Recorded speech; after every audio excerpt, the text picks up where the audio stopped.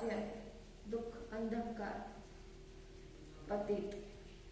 आता पुन्हा सकाळ म्हणजे सकाळ कशाला म्हणतात? स्वर्गला सकाळ म्हणतात. आता हे राजयोगचा अभ्यास शिकवतात.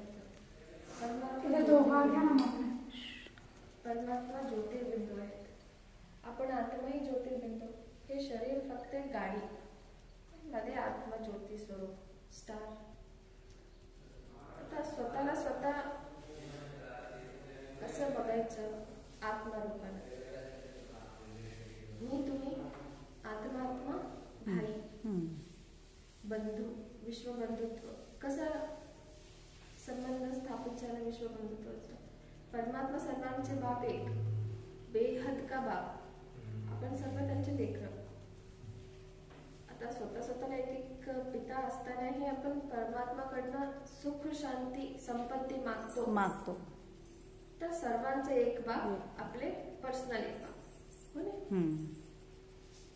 मग हे सृष्टी चक्राचं ज्ञान, परमात्माचं ज्ञान, हे सत्य ज्ञान आहे, ज्याच्यासाठी मनुष्य, साधू, संत संसार सोडून एवढं तपस्या करतात. राजयोगचं मूल अभ्यास शिकवतात. जिथं पण तुम्ही आहो तिथं ब्रह्माकुमारीचं सेंटर असतं. 7 दिवस अर्धा तास सांगतात त्याने.